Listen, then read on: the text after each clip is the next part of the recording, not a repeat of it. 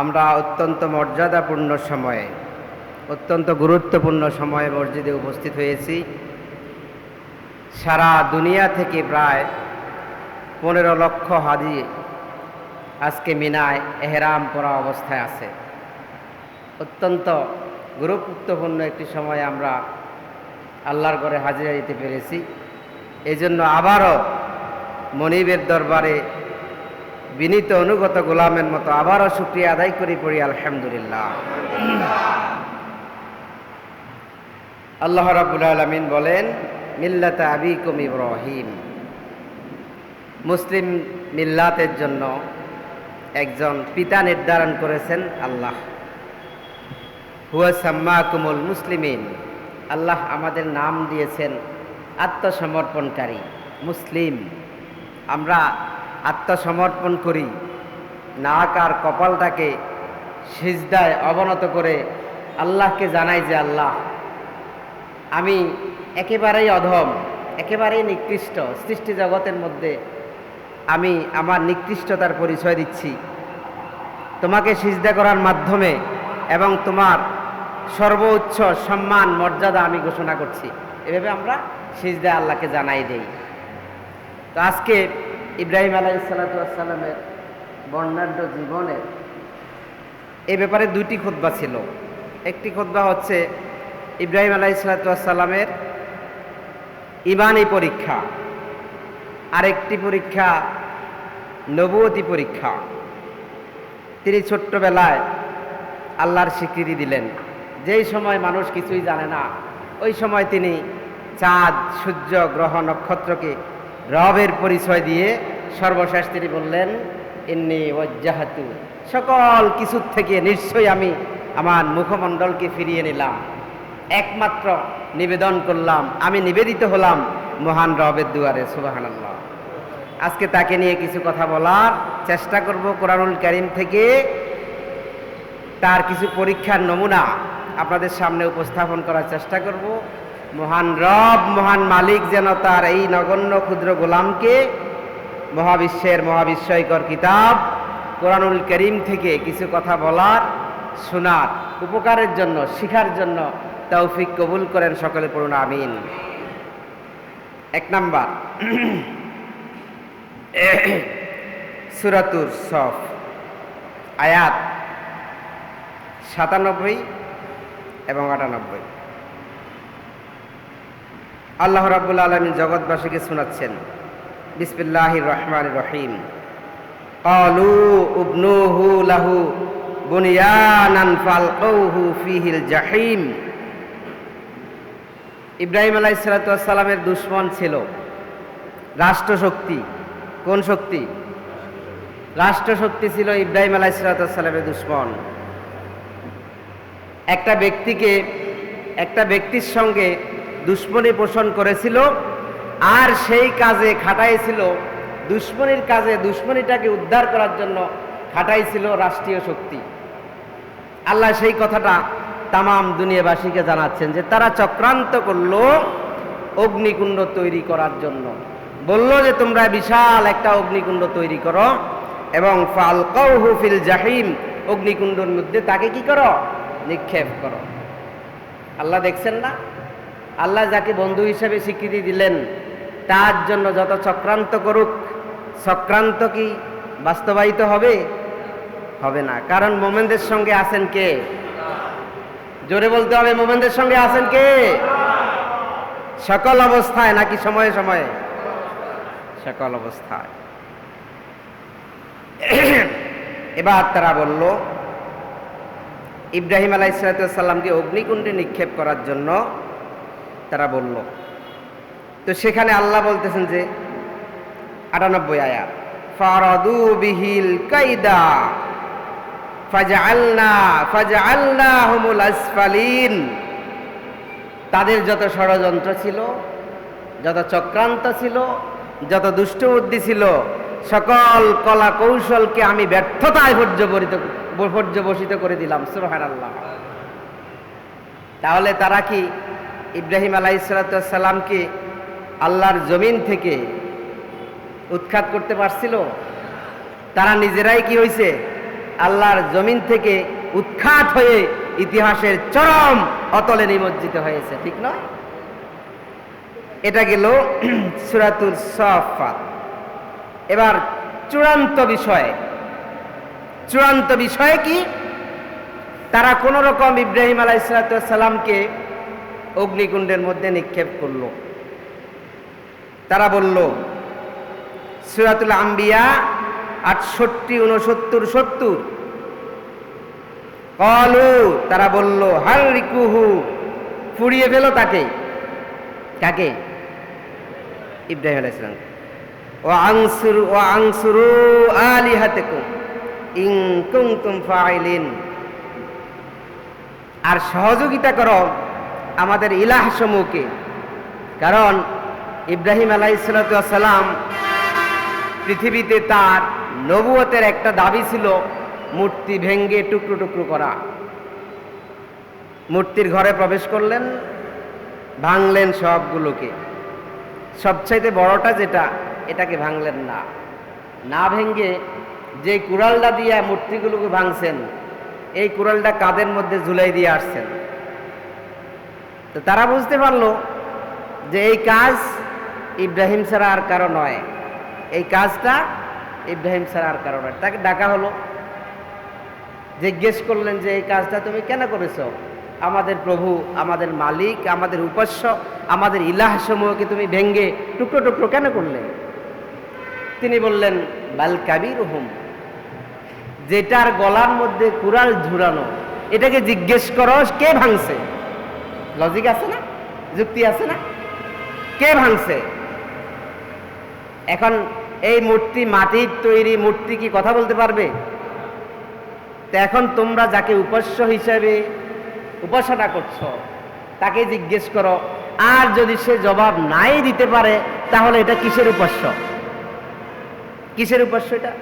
এখন তাদের মেজাজ আরো ক্ষিপ্ত হয়েছে, এবার অগ্নিদগ্ধ করবেই। ফেলে দিল ইব্রাহিম আলাইহিস সালামকে। ইব্রাহিম আলাইহিস সালামের বাবা ছিলেন মুশরিকদের নেতা, নমরুদের মন্ত্রী পরিষদের সদস্য। আপন যুবক ছেলেকে উলঙ্গ করার জন্য সর্বপ্রথম ইব্রাহিম আলাইহিস সালামের বাবা এগিয়ে আসলেন। নাউজুবিল্লাহ। এর চাইতে চরম কলঙ্কিত ইতিহাস আর কি হতে পারে? একজন বাবা মুশরিকের পক্ষে, আর সন্তান হয়ে তাওহীদের পক্ষে, আল্লাহর জান্নাতের পক্ষে, আর পিতা জাহান্নামীদের পক্ষে। হক আর বাতিলের দ্বন্দ্ব পিতা এবং পুত্রের মধ্যে আছে না নাই? থাকবে নাকি থাকবে না? এটা কি শেষ হয়ে গেছে নাকি কিয়ামত পর্যন্ত থাকবে? এবার আল্লাহ বললেন, ইব্রাহিম যখন পড়েই গেছে অগ্নিকুণ্ডের মধ্যে, আল্লাহ অর্ডার করলেন আগুনকে, কুল না, আল্লাহ বললেন আমি বললাম, ইয়া নারু, আগুন তুমি কার আদেশ পালন করো? আগুন তুমি কার নামে তুমি জ্বলে উঠো? প্রশ্ন করলেন আল্লাহ। সুতরাং বারদাও ওয়া সালামান আলা ইব্রাহিম, তুমি শীতল হও, শান্ত হও, এমন শীতল শান্ত হও যেই শীতল শান্ত হওয়ার কারণে আমার ইব্রাহিম এই অগ্নিকুণ্ডের ভিতরে যেন আরাম অনুভব করেন। সুবহানাল্লাহ। প্রচন্ড উত্তাপ, চতুর্দিকে তাপদাহ। এসি রুমের মধ্যে ঢুকলে শরীর কিছুটা শিথিলতা, আরাম অনুভব করে। এই তো আল্লাহ রাব্বুল আলামিন আগুনকে নির্দেশ দিয়ে দিলেন, তুমি আমার ইব্রাহিমের জন্য বারদান, শীতল তো হবাই, তবে এত ঠান্ডা হিম শীতল নয় যেই ঠান্ডার কারণে আমার ইব্রাহিমের সর্দি ঠান্ডা লেগে যেতে পারে। সেটা হবে সালাম, সেটা হবে শান্তিদায়ক, আরামদায়ক। সুবহানাল্লাহ। ইব্রাহিম আলাইহিস সালাম সেখানে ছিলেন 40 দিন। কতদিন? 40 দিন। সঙ্গে সঙ্গে যখন তিনি নিক্ষিপ্ত হলেন অগ্নিকুণ্ডের মধ্যে, 2 জন ফেরেশতা আসলেন। কয়জন? ফেরেশতা যিনি গোটা সৃষ্টি জগৎ পরিচালনা করেন আল্লাহর হুকুমে, সাইয়্যিদুল মালাইকা জিবরাইল আলাইহিস সালাম। গোটা সৃষ্টি জগতে যিনি বৃষ্টি, মেঘমালা ডিস্ট্রিবিউট করেন, মানুষের জন্য খাদ্যের ফয়সালা, খাদ্য পৌঁছাই দেন মিকাইল আলাইহিসসালাম দুইজনকে পাঠালেন যে আমার বন্ধু অগ্নিকুণ্ডের ভিতরে দেখো কি অবস্থা আছেন, আর তার কোনো সহযোগিতা লাগে কিনা, তার কোনো সহযোগিতা লাগে কিনা। ইব্রাহিম আলাইহিসসালামকে যখন বাঁধতেছিলেন, হাত পা বাঁধতে লাগলেন, তো তখন তিনি বললেন লা ইলাহা ইল্লা আনতা, লা ইলাহা ইল্লা আনতা, তুমি ছাড়া কোনো উপাস্য নাই। সুবহানাকা, সমস্ত গুণকীর্তন লাকা, তোমার জন্য, ওয়াল হামদু, সকল প্রশংসা তোমার জন্য, লা শারীকা লাক, তোমার কোনো শরীক নাই। যখন বানতেছিল ফেলে দিল, ফেলে দেওয়ার পরে তিনি এখন অগ্নিকুণ্ডের ভিতরে, অগ্নিকুণ্ডের ভিতরে চতুর্দিক থেকে তাকে অভ্যর্থনা জানানোর জন্য আল্লাহ কিছু সময়ের জন্য অগ্নিকুণ্ডের এই অংশটাকে ফুলের বাগানে পরিণত করে দিলেন। সুবহানাল্লাহ। এখন তিনি বলতেছেন আল্লাহুম্মা ইন্নাকা ফিস সামাই ওয়াহিদান, আল্লাহ আসমানে তুমি একা, তুমি একক সত্তা, ওয়া আনা ফিল আরদি ওয়াহিদান আবদাকা, আল্লাহ এই জমিনে অগ্নিকুণ্ডের মধ্যে আমি একমাত্র তোমার একক গোলাম। সুবহানাল্লাহ। আল্লাহ কি না খুশি হয়ে পারেন? কেমন ঘোষণা তিনি দিলেন। এইদিকে অনেক উপর থেকে নমরুদ দেখল যে এখানে কি হচ্ছে। এই প্রচন্ড অগ্নিকুণ্ডের যে গর্তটা তৈরি করছিল তারা, এই গর্তটার দৈর্ঘ্য ছিল 60 হাত, প্রস্থ ছিল 40 হাত। 6 মাস পর্যন্ত শুধু চতুর্দিক থেকে লাকড়ি কালেকশন করছে, লাকড়ি কালেকশন করে করে এটার মধ্যে, গর্তের মধ্যে জমাইছে। যখন আগুন দিছে, আগুনের লেলিহান শিখা প্রায় আকাশ পর্যন্ত উঠে গেছে। তাহলে কেমন বোঝেন, আছে না এরকম? আল্লাহর পক্ষে যে একটা লোক থাকবে, তাকে হত্যা করতে হলে, তাকে ফাঁসিতে ঝুলাতে হলে, তাকে কোনো রকম শাস্তি দিতে হলে গোটা সরকার বাহিনীর উপরে প্রভাব পড়ে। পুলিশ বলেন, আর্মি বলেন, বিজিবি বলেন, র্যাব বলেন, সবাই সতর্ক সংকেত নেয়, সতর্ক অ্যালার্ট হয়ে যায়। ঠিক না? ঠিক নমরুদ তাই করেছিল, ইতিহাস তাই বলে। সম্মানিত ভাইরা, ইব্রাহিম আলাইহিস সালাম কোথায়? অগ্নিকুণ্ডের ভিতরে। দুনিয়ার সকল প্রাণী কান্নাকাটি শুরু করে দিছে যে আল্লাহর একজন পয়গাম্বরকে এভাবে নির্দয় নিষ্ঠুরভাবে অগ্নিকুণ্ডের মধ্যে, গর্তের মধ্যে ফেলে দিয়ে হত্যা করা হবে। সবাই আল্লাহর কাছে কাঁদতেছিল, একটা প্রাণী কাঁদে নাই। সে ফুঁ দিছিল। কি দিছিল? ফুঁ দিছিল। তাফসীর স্বীকৃত কথা, কাকলাস। এই জন্য সে যখন কোনো মুসলমান দেখে কি হয়? লাল হয়ে যায়। আবার ব্যাঙের প্রস্রাব, আপনি জানেন না ব্যাঙের প্রস্রাবের মধ্যে কি আছে? যদি যত বিষাক্ত সাপ, ব্যাঙের প্রস্রাবটা যদি গায়ে পড়ে সঙ্গে সঙ্গে সে মারা যাবে। আল্লাহ ব্যাঙকে পরিবেশের ভারসাম্যতা রক্ষা করে আমাদের ঘরের কোনায় পাঠিয়ে দিয়েছেন। সুবহানাল্লাহ। ঘরের কোনার মধ্যে ব্যাঙ থাকে কিনা? এটা আপনার সেফটির জন্য, নিরাপত্তার জন্য। এটা কি চিন্তা করছেন কখনো? এই ব্যাঙের, আমরা বলি ব্যাঙটা পেশাব করে দিছে, মুতি দিছে, তাই না? এটা মানুষের জন্য পবিত্র। কিন্তু সে ওই দিনও চেষ্টা করছিল যে তার সামান্য পানিতে যেন ইব্রাহিম আলাইহিসসালামের অগ্নিকুণ্ডের আগুনটা কিছুটা নিভে যায়। আল্লাহ পাক তাকে এই সম্মান দিয়ে দিলেন, তার প্রস্তাবটাকে পবিত্র করে দিলেন। সুবহানাল্লাহ। আল্লামা ইবনে কাসির রাহমাতুল্লাহ আলাইহি এই কথাগুলো বলছেন। ইব্রাহিম আলাইহিসসালাম অগ্নিকুণ্ডের ভিতরে, নমরুদ দেখছে, আজরও দেখছে, দীর্ঘদিন অপেক্ষা করছে কি করা যায়। পরিশেষে যেদিন ইব্রাহিম আলাইহিসসালাম বের হয়ে আসলেন, তখন নমরুদ বলল, নেমার রাব্বা রাব্বাকা ইয়া ইব্রাহিম, ইব্রাহিম তোমার রব তো অত্যন্ত মেহেরবান, অত্যন্ত দয়ালু। তাহলে ইব্রাহিম আলাইহিসসালাম তার রবকে চিনতে পারছেন কিনা? তার বাবা আজরও তো চিনতে পারছেন না? যদি চিনতে না পেরে থাকেন তাহলে রবের নিয়ামতকে স্বীকৃতি দেয়া তার মুখ দিয়ে বের হয়ে আসতো না। কিন্তু নসিব খারাপ, পুত্রের হাতে নবুয়তের দাওয়াত পেশ করলেন তিনি। এটা প্রথম খুতবায় চলে গেছে। নবুয়তের দাওয়াত পেশ করলেন তিনি, সুন্দরভাবে বুঝালেন বাবাকে, বাবা আল্লাহর পক্ষ থেকে আমি একজন নবী, তুমি আমার দাওয়াত কবুল করো, আল্লাহ তোমাকে জান্নাত দিবেন। কিন্তু নসিব খারাপ, পারে নাই, ঈমান গ্রহণ করতে পারে নাই। হাসর ময়দানে সহিহ বুখারীতে হাদিস এসেছে যে ইব্রাহিম আলাইহিস সালামের সামনে ইয়ালকা ইব্রাহিম আলাইহিস সালাম আবাহু আজারান ইয়াউমাল কিয়ামাতি ওয়া আলা ওয়াজহি আজারান কাতরাতুন ওয়া গাবারাতুন। ইব্রাহিম আলাইহিস সালামের সামনে তার পিতাকে উপস্থাপন করা হবে। চেহারার মধ্যে কালো দাগ, পুরা শরীরের মধ্যে দাগ, কালিমা নর্দমা, কালিমা নর্দমা।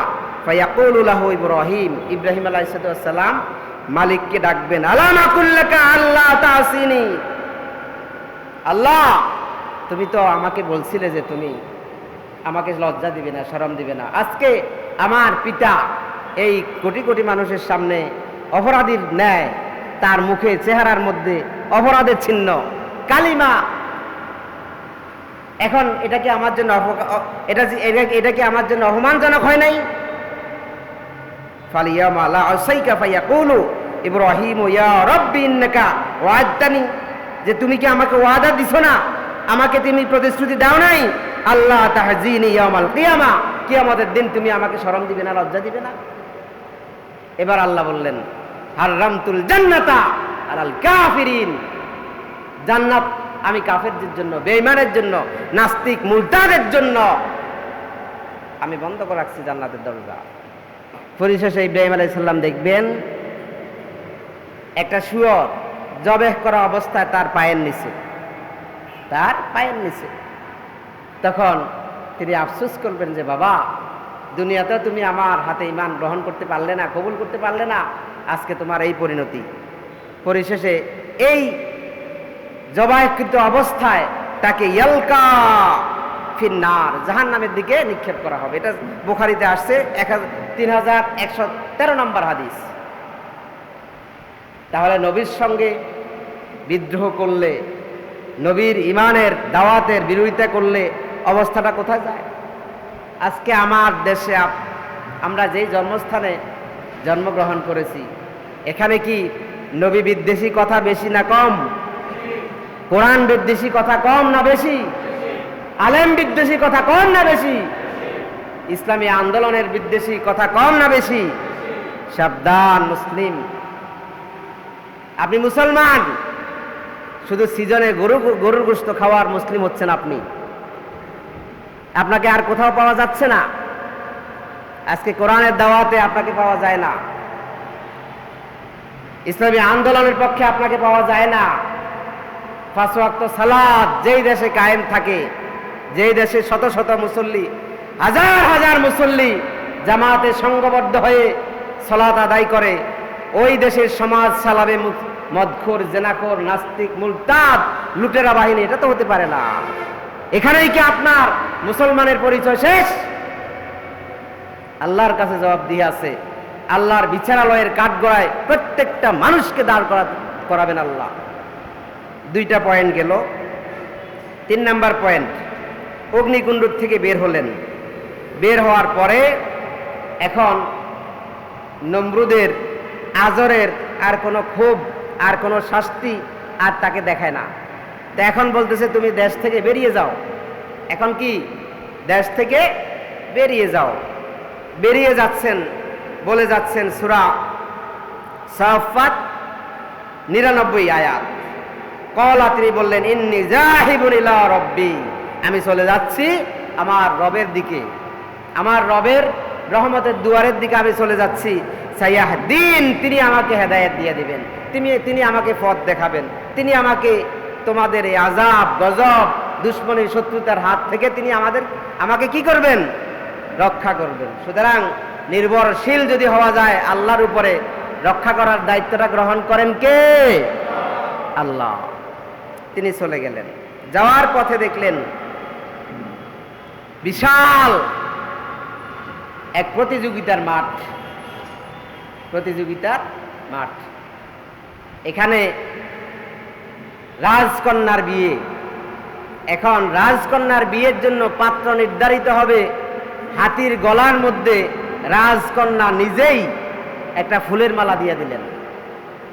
যেই যুবকের গলায় রাজার হাতে গিয়ে ফুলের মালা পরিধান করাই দিবে, সে হবে রাজকন্যার স্বামী। হাজার হাজার লক্ষ লক্ষ যুবক শেভ করে দাড়ি কামাইয়া ব্লেজার টাই পরে উপস্থিত, কিন্তু আল্লাহর বন্ধু দোস্ত যুবক মুখে দাড়ি। এখনকার মেয়েরা দাড়ি পছন্দ করে কি করে না? দাড়িওয়ালাটাকে তো জঙ্গি বলা হয়, ঠিক না? জঙ্গি শব্দের অর্থ কি জানেন? সৈনিক। জঙ্গি শব্দের অর্থ কি? সৈনিক। জিহাদ ফরজ না ওয়াজিব? জিহাদের কথা উঠলে আপনাকে জঙ্গি বলা হয়। তাহলে আল্লাহর ফরজ বিধান অস্বীকারী এরাই আমাদের সমাজের নেতৃত্বের চেয়ারে বসা। এদের আনুগত্য করছি আমি আপনি। এই ইমামের পিছনে সালাত হবে? মুশরিককে নেতা মানতেছি। ইব্রাহিম আলাইহিস সালাম মানছিলেন? মুহাম্মদ সাল্লাল্লাহু আলাইহি সাল্লাম মানছিলেন? দেশ ত্যাগ করতে বাধ্য হয়েছেন, রাতের আধারে চোখের পানি ফেলে ফেলে চলে গেছেন। তিনি বলছেন, লাউলা কওমি আখরাজুনি মিনকে মা সাকানতু গায়রাকি, সহিহ বুখারীর হাদিস। এই কাবার দুষ্টরা যদি আমাকে রাতের আধারে বের না করতো, হত্যা করার জন্য না আসতো, আমি কাবার খেদমত করতাম। দৈনিক এক সিজদায় 1,00,000 সিজদা সওয়াব নিতাম, জমজমের পানি পান করতাম। কিন্তু যারা আমাকে বিতাড়িত করলো, কাঁদতে কাঁদতে তিনি চলে গেলেন। কেন? একমাত্র তাওহীদের পতাকাকে, তাওহীদের কালেমাকে উড্ডীন করার জন্য নবীরা, সাহাবাই কেরাম যেই পথে রক্ত দিয়েছেন, এই পথের দাওয়াত দেওয়ার জন্য প্রত্যেকটা নবী রক্তাক্ত হয়েছেন, মার খেয়েছেন। সেই সিলসিলা এখনো আছে না নাই? যদি না থাকবে, আপনি মসজিদে জুমা আদায় করার জন্য আসতে পারবেন না। এটা মনে রাখবেন। বাংলাদেশে অনেকগুলো ইসলামী দল আছে, যাদেরকে আল্লাহ কবুল করেন, তাদের কোরবানিটা আল্লাহ কবুল করেন। যাদের কোরবানিটা আল্লাহ কবুল করেন, বিনা হিসাবে আল্লাহ তাদেরকে জান্নাত দেবেন ইনশাআল্লাহ। তিনি বললেন, রব্বি সায়াদিন, আমার রব আমাকে কি করবেন? আমাকে মুক্ত করে দেবেন, হেদায়েত দেবেন, পথ দেখাবেন। চলে গেলেন। বলতেছিলাম রাজকন্যার বিয়ে, লক্ষ লক্ষ যুবক, কেউ ফুলের মালা পাইল না। পাইয়া গেল একজন মুসলিম তরুণ যুবক, যার মাথায় সুন্নত, মুখে সুন্নত, গায়ে সুন্নত, চেহারাটার মধ্যে বোঝা যায় আল্লাহর একজন নির্ধারিত বান্দা। আল্লাহ বলছেন না, ফি উজুহিম মিন আসারিস সুজুদ, চেহারার মধ্যে আমি সিজদার চিহ্ন। সুন্দর চেহারা, নামাজি না, এই চেহারা সুন্দর মনে হয় না। কালো চেহারা, নামাজি, কিন্তু চেহারাটার মধ্যে নূর আছে না নাই? কে করেন? আল্লাহ করেন। বিশাল একজন দিনের খাদেম আমার সামনে বসা, বারাইশের হুজুর। হুজুরের শক্তি কম, নাইলে আজকে জুমাটা হুজুরকে দিতাম আমি, আমার মামা হয় সম্পর্কে। অনেক দিন 14 গ্রামে নয়, শুধু সারা বাংলাদেশে কোরআনের দাওয়াত দিচ্ছেন। অনেক হুমকির সম্মুখীন হয়েছেন, অনেক কিছু হয়েছেন। আমরা তখন ছোট, একদম ছোট। আমি ক্লাস 3-তে পড়ি। মুন্সিরহাট বিশাল মাহফিল যুক্তিবাদী আসছিল। ওই মাহফিলে হুজুর ওয়াজ করছিল, হাজার হাজার মানুষ। আল্লাহ যেন তাকে হায়াতে তাইবা দান করেন। জোরে কোরআনের খেদমত করার জন্য কবুল করেন। অনেক খেদমত, মসনবী পুরাটাই মুখস্থ, কথায় কথায় মসনবী শেয়ার করেন। আল্লাহ তার খেদমতকে কবুল করুন, করি আমিন। সম্মানিত ভাইরা, তো যাচ্ছি। অনেক লম্বা ঘটনা, অনেক লম্বা ঘটনা, পুরাটা আমি শেষ করতে পারবো না। যাওয়ার পথে অনেক লম্বা ঘটনা ঘটছে, অনেক পরীক্ষার সম্মুখীন হয়েছেন। তো এখন তার এলাকা ছিল সিরিয়ায়, আসলেন সেখানে বিবাহিত স্ত্রী নিয়ে, হাজেরাকে নিয়ে আসলেন। আসার পরে এখন নিঃসন্তান, ছেলে মেয়ে কিচ্ছু নেই, ছেলে মেয়ে কিচ্ছু নাই, বয়স বুড়া হয়ে গেছেন। আল্লাহর কাছ থেকে একখান দরখাস্ত দিলেন, রব্বি হাবলি মিনাস সলিহিন। 100 নম্বর আয়াত, রব্বি হাবলি মিনাস সলিহিন। আল্লাহ তুমি আমাকে একটা নেক সন্তান দাও। সেখানে তিনি চাইছেন সন্তান, ছেলে চান নাই, মেয়েও চান নাই, পুত্র সন্তান অথবা কন্যা সন্তান চান নাই, চাইছেন নেক সন্তান। কি সন্তান? নেক সন্তান। নেক সন্তান হলে কি হবে? নেক সন্তানের তো মুহাম্মদ সাল্লাল্লাহু আলাইহি সাল্লাম, আর মুহাম্মদ সাল্লাল্লাহু আলাইহি সাল্লামকে নবী হিসেবে পেয়ে আমরা তার উম্মত হয়ে আমরা ধন্য হয়ে গেছি। এই হচ্ছে নেক সন্তানের নমুনা, এই হচ্ছে নেক সন্তানের নমুনা। তিনি চাইলেন নেক সন্তান, সঙ্গে সঙ্গে মেসেজ আসলো, ফাবাশশারনাহু বিগুলামিন হালিম, আমি তোমাকে শুভ সংবাদ দিচ্ছি একজন ধৈর্যশীল গোলাম। এখানে আল্লাহ স্পষ্ট করলেন তিনি চাইলেন নেক সন্তান, আর আল্লাহ বললেন গোলাম, ধৈর্যশীল এক পুত্র সন্তানের শুভ সংবাদ আমি তোমাকে দিচ্ছি। সুবহানাল্লাহ। এবার চলে আসতেছে সূরাতুল হিজর। সূরাতুল হিজরে বাড়িতে মেহমান আসছে। লূত আলাইহিস সালাম এবং ইব্রাহিম আলাইহিস সালাম ছিলেন আপন চাচা ভাতিজা। ইব্রাহিম, নাহুর, হারান, এরা ছিল 3 ভাই। নাহুরের ছেলে ছিল লূত আলাইহিস সালাম। সেখানে লূত আলাইহিস সালামের কাউমকে ধ্বংস করার জন্য আসমান থেকে ফেরেশতা নেমে আসলেন 12 জন অথবা 13 জন কিশোর বয়সে। তো এখন ফেরেশতাদের সামনে তিনি ছোট্ট একটা গাভীর বাচ্চা গুনাহ করে উপস্থাপন করলেন, কিন্তু ফেরেশতারা খাচ্ছে না। এতে দেখে তিনি ভয় পাই গেলেন যে না জানি এরা কারা। তখন ফেরেশতারা পরিচয় দিলেন যে আমরা আল্লাহর রহমতের ফেরেশতা, কাউমে লূতকে ধ্বংস করার জন্য, উল্টি দেওয়ার জন্য, আল্লাহর গজব নিক্ষেপ করার জন্য আমরা এখানে এসেছি। ক্বালু লা তাউজাল, ফেরেশতারা বললেন তুমি ভয় পেও না, ইন্না নুবাশশিরুকা বিগুলামিন আলিম, তোমাকে শ্রেষ্ঠ সন্তানের জন্য জ্ঞানবান এক পুত্রের সন্তানের শুভ সংবাদ দিচ্ছি। সুবহানাল্লাহ। ক্বালা, তিনি বললেন আবাশশারতুমুনি আলা আন মাসসানিয়াল কিবার ফাবিমা তুবাশশিরুন, বার্ধক্যজনিত কারণে আমার মাথার চুল দাড়ি সবকিছু পেকে গেছে, শরীর চলছে না, চামড়া কুচকে গেছে, মাসসানিয়াল কিবার, আমি বৃদ্ধ হয়ে গেছি। এই অবস্থায় তোমরা কিভাবে আমাকে শুভ সংবাদ দিতে পারো? ক্বালু, ফেরেশতারা বললেন বাশশারনাকা বিল হাক্কি, তোমার জন্য এই শুভ সংবাদ অবশ্যই সঠিক, সত্য, তুমি নির্দ্বিধায় এটাকে বিশ্বাস করতে পারো। সুবহানাল্লাহ।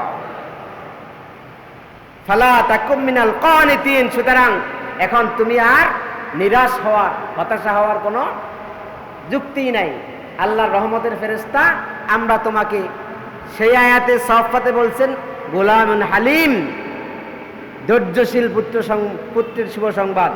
এই আয়াতে আল্লাহ বলছেন যে তোমাকে জ্ঞানবান একজন পুত্রের শুভ সংবাদ আমি আল্লাহ দিচ্ছি। সুবহানাল্লাহ। সুতরাং তুমি এখানে টেনশন করার কিছু নাই, তুমি পেরেশান হওয়ার কিছু নাই। এবার তিনি বললেন ক্বালা ওয়া মান ইয়াকনুত মির রাহমাতি রাব্বিহি ইল্লা দাল্লুন, আল্লাহর রহমত থেকে তারাই নিরাশ হয়, হতাশা হয় যারা গুমরাহ। বুঝে আসছে? এই গেল আরেক পরীক্ষা। বয়স 80 কোঠায়। সহিহ বুখারী 3119 শান আবি হুরায়রা রাদিয়াল্লাহু তাআলা আনহু, আবি হুরায়রা রাদিয়াল্লাহু থেকে হাদিস বর্ণিত, ক্বালা, তিনি বলেন ক্বালা রাসূলুল্লাহ সাল্লাল্লাহু আলাইহি ওয়াসাল্লাম, প্রিয় নবী মুহাম্মদ সাল্লাল্লাহু আলাইহি সাল্লাম বলেন ইখতাতানে ইব্রাহিমুন নবিয়্য আলাইহিস সালাতু ওয়াসসালাম ওয়া হুয়া ইবনু 80 সানা বিল কুদুম। আল্লাহ বললেন যে ইব্রাহিম খাতনা করা লাগবে। বয়স কত? 80 বছর বয়সে আরেকটা লোকের কাছে যাইয়া, চুল দাড়ি পাকা একটা লোক যাইয়া খতনা করা সম্ভব? লজ্জার বিষয় না? এই জন্য নিজের খতনা নিজে করছেন। আজকে মেডিকেল সায়েন্স পরীক্ষা করে দেখছে উন্নত বিশ্বের খ্রিস্টানরা খতনা করায়, কারণ ফিজিক্যাল একটা শক্তি পাওয়া যায় এখানে। তাহলে উম্মতে মুহাম্মদ সাল্লাল্লাহু আলাইহি সাল্লামের জন্য যতগুলো সুন্নত আছে সবগুলো মানবতার মুক্তি আর কল্যাণে। সুবহানাল্লাহ। বুঝে আসছে কথা? খতনা আজকে হিন্দুরাও করায়, কারণ কি? অনেক রোগ থেকে, অসুখ থেকে, বিসুখ থেকে তারা সেখান থেকে নিরাপদ থাকে। আল্লাহু আকবার। ইব্রাহিম আলাইহিস সালাম চাইলেন সন্তান কার কাছে? আল্লাহর কাছে। সন্তান দিয়া দিলেন। আল্লাহ বললেন সিরিয়াতে আর থাকা যাবে না, এখন তুমি চলে যাও, এই বাচ্চাটাকে নির্বাসন দিয়ে আসো। বাচ্চা আর বাচ্চার মাকে তোমার কাছে রাখা যাবে না। এর চাইতে ভয়ঙ্কর পরীক্ষা আর কি হতে পারে? বয়স তখন 99, যখন ইসমাইল আলাইহিস সালাম পৃথিবীতে আসলেন। তো চলে আসলেন সিরিয়ার থেকে। সূরা ইব্রাহিম আয়াত 37, 38, 39, রব্বানা ইন্নী আসকানতু মিন যুররিয়াতি, আল্লাহ আমি রেখে যাচ্ছি বসবাসবিহীন এই জায়গায় যুররিয়াতি আমার প্রিয় কলিজার টুকরা সন্তানকে, বিওয়াদিন জি জারইন, মরুভূমিতে যেখানে কোনো গাছপালা কিচ্ছু নাই। তবে মালিক তুমি শোনো, যেখানে মরুভূমি, গাছপালা নাই, মানুষ নাই, মানব শূন্য একটা মরুভূমিতে রেখে যাচ্ছি। তবে আমার মন থেকে আমি তোমার কাছে আবেদন দিয়ে, দরখাস্ত দিয়ে জানাচ্ছি, ইন্দা বাইতিকাল মুহাররাম, সুবহানাল্লাহ কোন আল্লাহ তোমার সম্মানিত মর্যাদাপূর্ণ ঘরের সঙ্গে, সুবহানাল্লাহ, রেখে যাচ্ছি আমি। রব্বানা, ও আমার প্রতিপালক, লিয়ুকিমুস সালাত, আমার সন্তান যেন সালাত প্রতিষ্ঠাকারী হয়। আপনি আপনার সন্তানকে আমেরিকা পাঠানোর জন্য দোয়া করেন, পিএইচডি করার জন্য দোয়া করেন, এমবিবিএস বুয়েটে পড়ার জন্য দোয়া করেন, দোয়া করবেন, ঠিক আছে, পিতা হিসেবে দরকার। কিন্তু আপনি কি কখনো বলতে পারছেন, আল্লাহ আমার ছেলেটাকে 5 ওয়াক্ত সালাত যেন মসজিদে কায়েম করতে পারে, এরকম দোয়া কি করছেন? করছিলেন? তাহলে আপনি আল্লাহর কাছে কিছুই চান নাই। মোমেন চাইবে কার কাছে? সব সময় কার কাছে চাইবে? কারো কাছে চাওয়া যাবে না, চাইতে হবে কার কাছে? চাওয়ার সময় রাত্র 3টা, ওযু করে সিজদায়, আল্লাহ পাহাড়কে সাগর, সাগরকে পাহাড় বানাইতে পারেন কিনা? আল্লাহ আপনার দোয়াগুলি গ্রহণ করার জন্য সপ্ত আকাশ ছেড়ে, আরশে আজিম ছেড়ে আপনার বাড়ির কাছে প্রথম আসমানে আসেন। সহিহ বুখারীর হাদিস। সুতরাং আল্লাহর কাছে যদি আপনার আবেদন, নিবেদন, ফরিয়াদ আপনি জানাতে না পারেন, কার কাছে জানাবেন? কে আপনার দোয়া মঞ্জুর করতে পারে?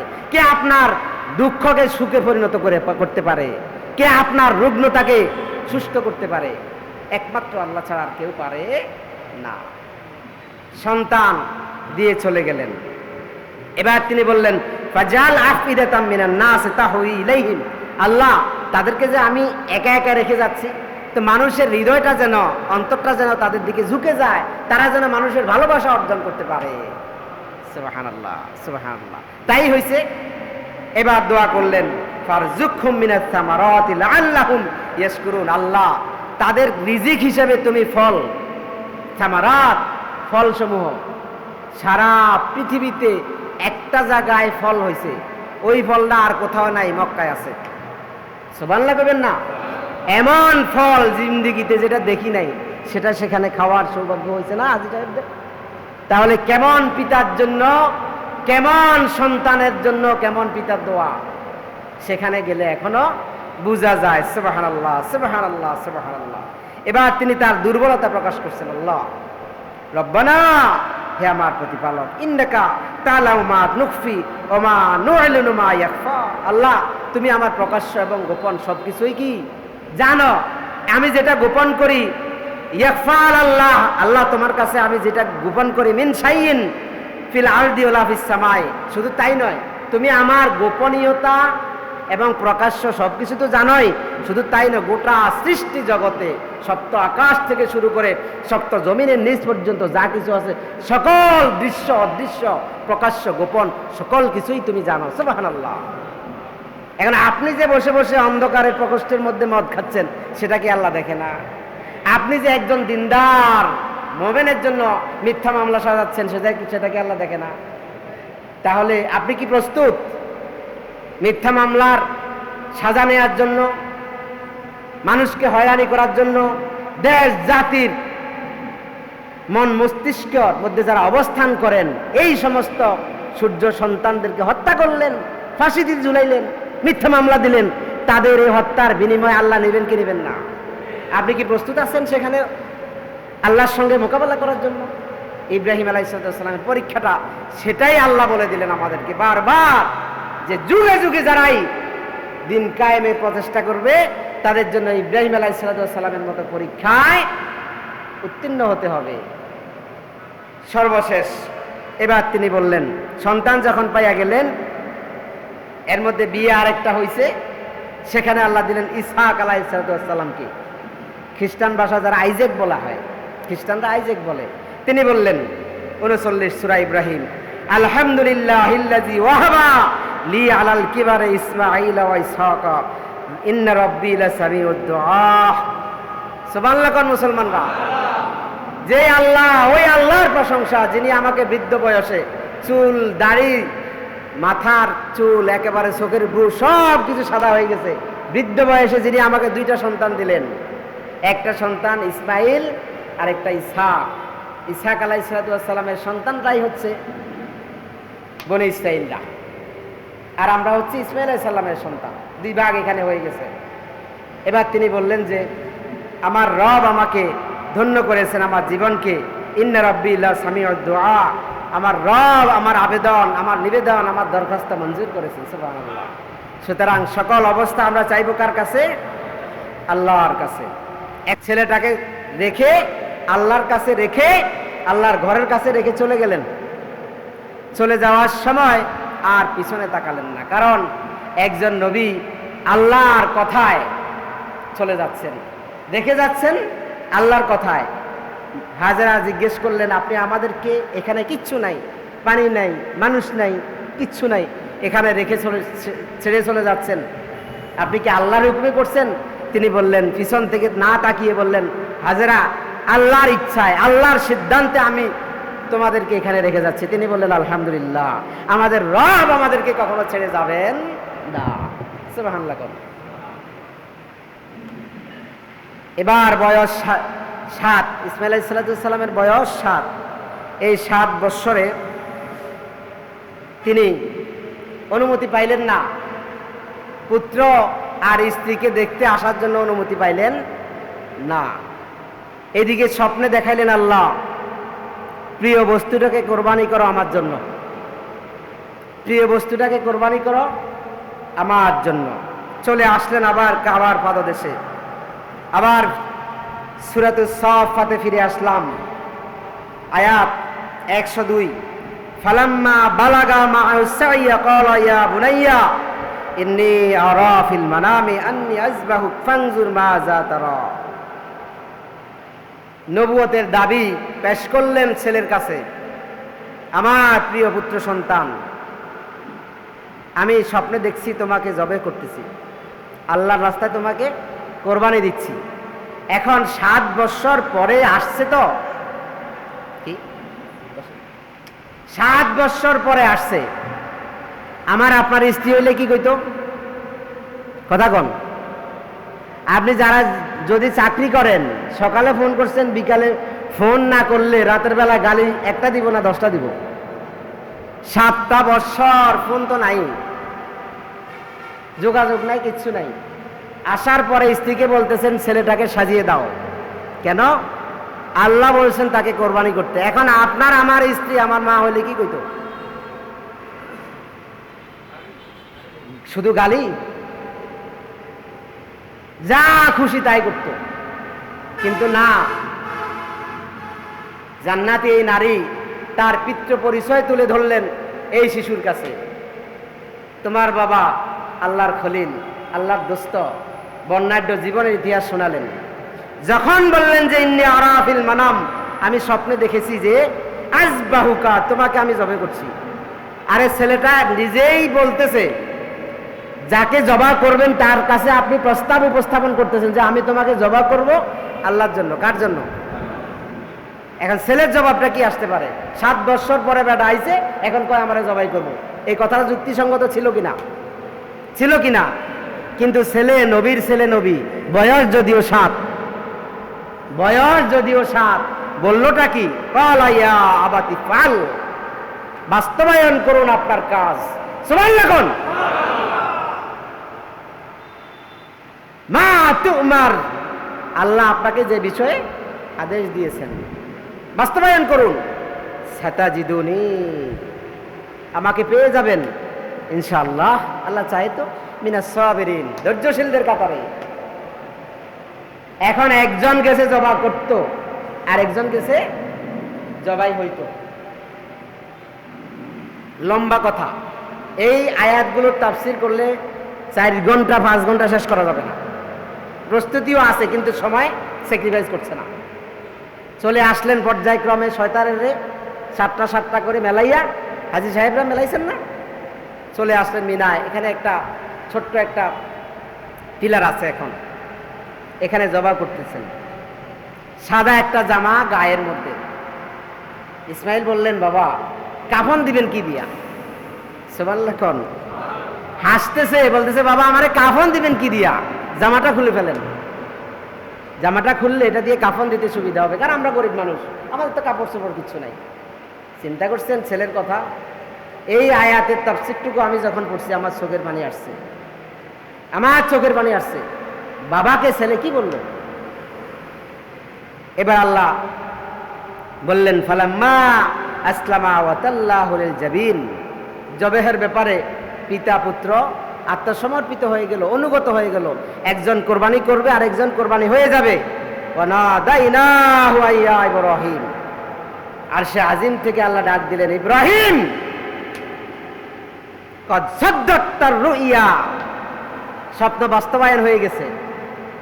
ইন্না কাযালিকা নাজ্জিল মুহসিনিন, মুহসিনদেরকে, সৎকর্মশীলদেরকে আমি আল্লাহ এভাবে আমি আল্লাহ বিনিময় দিয়ে থাকি। সুবহানাল্লাহ কোন ইন্না হাযা লাহুল বালাউল মুবিন, এটা ছিল তোমার জন্য মহা একটা পরীক্ষা, বিশাল পরীক্ষা। এই পরীক্ষায় তুমি উত্তীর্ণ হয়ে গেছো।